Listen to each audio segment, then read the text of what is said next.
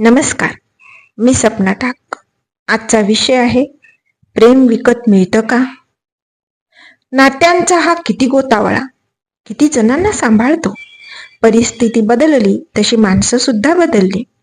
पूर्वी नात्यांना, माणसांना प्रेम, आपुलकी, माणुसकी, अब्रू या सर्वच गोष्टींना अतिशय मानाचे स्थान असायचे. पैशांची तर कुठे गोष्टही होत नसे. वस्तूंच्या बदल्यात वस्तू मिळत असे. चांभाराकडून चप्पल, शिंप्याकडून कापड, शेतकऱ्यांकडून धान्य तर कुंभाराकडून मातीचे भांडे मिळत असे. कुंभार, शेतकरी आणि असे अन्य लोक वस्तूंच्या बदल्यात वस्तू घेत आणि देत असत. कालांतरानंतर पैशांना महत्व दिले जाई, परंतु तेही मर्यादित स्वरूपात असे. पुढे काळ, शैली, माणुसकी, संस्कृती यामध्ये होणाऱ्या बदलावांमुळे मात्र हळूहळू पैशांची किंमत भरमसाठ वाढू लागली. पैसा माणसांना विकत घेऊ लागला. पैसाच नात्यांमध्ये अंतर निर्माण करू लागला. पैसा माणसातील माणुसकी दूर करू लागला. पैसाच वस्तूंच्या बदल्यात वस्तू न देता प्रत्येकच वस्तूंच्या बदल्यात पैशांची मागणी वाढवू लागला. पैसाच पैशांसोबत खेळू लागला. मात्र यामध्ये हरवली ती माणुसकी, प्रेम, नातेसंबंध, आपुलकी, दया, क्षमा. शहरातून पैसा गावात आला, गावातून समाजात, आणि आता हाच पैसा समाजातून घराघरात शिरून घरातलं घरपण, घरातील प्रेम, घराची ओढ, आपुलकी सर्वांमध्ये दुरावा निर्माण करू लागला. भाऊ भाऊ, आई वडील, बहीण भाऊ, आजी आजोबा या सर्वांच्या घनिष्ठ अशा नात्यांमध्ये सुद्धा पैसाच कुंडली मारून बसला. ज्या पद्धतीने एखाद्या नाण्याच्या घड्यामध्ये साप त्याचं रक्षण करण्यासाठी नाण्याच्या घड्याजवळ बसलेला असतो, तर त्या पैशाला कोणी हातही लावण्याचा प्रयत्न केला तर तो चावा घेतो. जर कोणाला तो पैसा हवा असलाच तर तो त्या सापाला मारूनच घडा मिळवावा लागे. हीच वृत्ती आता नात्यांमध्ये तर आलीच, पण घराघरामध्ये सुद्धा प्रखर प्रमाणामध्ये दिसून येत आहे. नात्याच्या घड्यांमधील प्रेमाला हात लावायचा असेल तर पहिले पैशांची किंमत मोजावी लागते. नाहीतर प्रत्येकांच्या घरी हा पैसा नात्यांना, आपलेपणाला, माणुसकीला मारूनच मिळवावा लागत आहे. पूर्वी मुलीचं लग्न म्हणजे तिच्या जन्मापासून लावलेली पैशांची, आदराची, माणुसकीची, प्रेमाची तडजोड होय.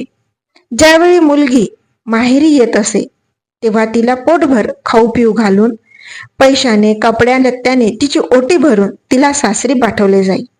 त्यावेळी तिला शिकवण दिली जात होती, आता तुझं लग्न झालंय बरं का, आता त्याच लोकांना तुला प्रेमाने, आदराने, मान सन्मानाने वागवायचे आहे. मुलीला लहानपणापासूनच ही शिकवण पाहून, सांगून सुद्धा मिळत असे. परंतु आज मात्र मुलींना अशी शिकवण दिली जाते, तुला सासरी काहीही करायची, कुणाचं काही ऐकायची गरज नाही. तू कमवती आहे, तुझ्या जवळ पैसा आहे, तुला कोणाजवळ हात पसरण्याची गरज नाही. परंतु या शिकवणुकीमध्ये मुली मात्र सन्मान, अब्रू पार विसरून गेल्या. त्यांचा अहंकार इतका टोकाला गेला की सासू सासरे, मुले, नवरा कोणाचाही त्या आदर करत नाही. आता हीच परिस्थिती मुलगा, वडील, मुलगी, वडील, आई, बहीण, भाऊ या सर्वांमध्ये दिसून येत आहे. घरात कोण जास्त पैसा कमवतो तो जणू घरचा मुखिया. हा मुखिया पैशानुसार बदलत जातो. पैशांपुढे सर्व जन सन्मानाला विसरून जातात. आज परिस्थिती अशी आहे, माहेरवरून आलेली मुलगी जाताना माहेरवरून काही नेत तर नाही, पण माहेरच्या सर्वांना पैसे, कपडे, आदर, प्रेम मात्र देऊन जाते. मुलांचंही असंच काहीतरी लक्षात येत आहे. मुलांची शिकवण सुद्धा प्रेमाला विकूनच पैशांच्या स्वरूपामध्ये बघायला मिळत आहे. मुलांना घरूनच ही शिकवण दिली जाते, बायको कमवणारी असायला हवी बरं का. तर पुढे चालून मुलगा योग्य पैसा कमवू शकला नाही तर दोघांचाही पैसा घर खर्चासाठी घरात येणं महत्वाचं. त्याकरिता ज्या बायका जास्त पैसा कमवतात त्यांना सासरचे लोक, माहेरची मंडळी, नवरा हे तिच्याकडून कोणत्याही मान सन्मानाची अपेक्षा करत नाहीत. तिची प्रत्येकच गोष्ट योग्यच हा करार देऊन अंमलही केलं जातं. परंतु ज्या महिला, बायका कमी पैसा कमवतात, आनंदाने घर चालवतात, चालवण्याचा प्रयत्न करतात, त्यांना मात्र कुठेच थारा नसतो. पण तरीही या मुलं मुली जमेल तेवढं देण्याचा प्रयत्नात असतात. पैसे देऊन कुठे आणि कसं नवऱ्याचं, बापाचं, सासऱ्याचं, भावाचं, बहिणीचं प्रेम मिळेल त्याकरिता जीवाचं रान करतात. त्यातल्या त्यात अतिशय दयनीय अवस्था असते ती न कमवणाऱ्या स्त्रियांची. त्यांना प्रत्येकच गोष्टींसाठी प्रत्येकांजवळ हात पसरावा लागतो. सतत अपमान सहन करावा लागतो. गरजेच्या वस्तूंसाठी सुद्धा अति जास्त तडजोड करावी लागते.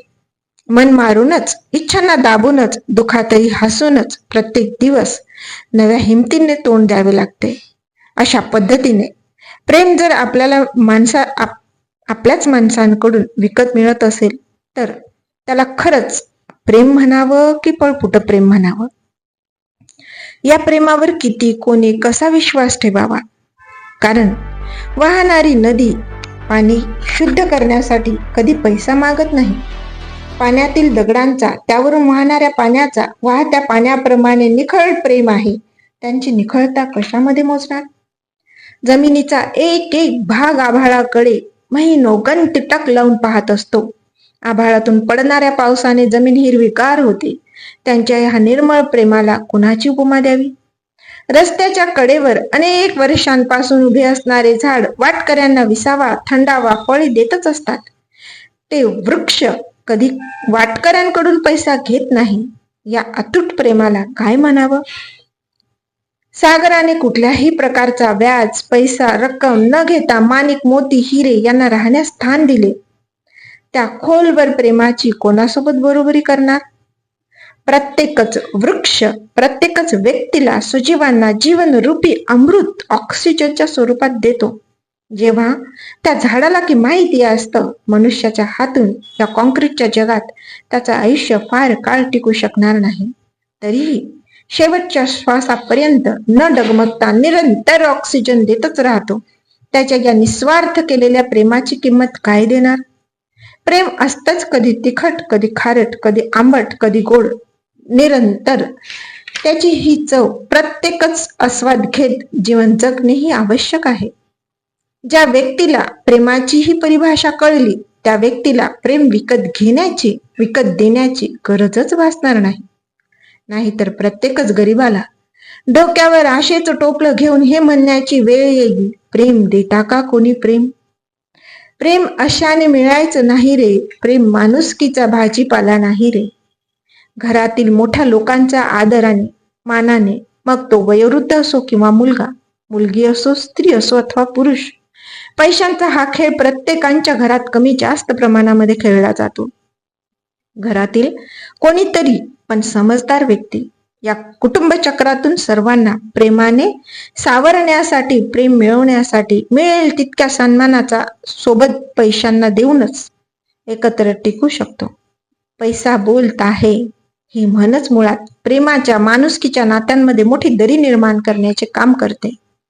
म्हणून प्रेमाला प्रेमाने समजून सर्वांवर प्रेमाने प्रेम करा. मग बघा प्रेमाने बहरलेला हा संसार किती प्रेमळ दिसतो. तेव्हा पैशाने प्रेम विकत घेण्याची आणि विकत देण्याची गरज भासणार नाही. प्रेम प्रेमाने मिळवता येतं, प्रेम प्रेमानेच गमवताही येतं. ज्याला प्रेम न मागता मिळालं, ज्याने ते प्रेम म्हणून स्वीकारलं, या जगातील तो सर्वात श्रीमंत आणि भाग्यशाली व्यक्ती होय. बघूया या भाग्यशाली लोकांमध्ये कोणता भाऊ, कोणती बहीण, कोणता बाप, कोणती माय, कोणाची बायको, कोणता नवरा आणि कोणाचं कुटुंब येतंय ते. धन्यवाद.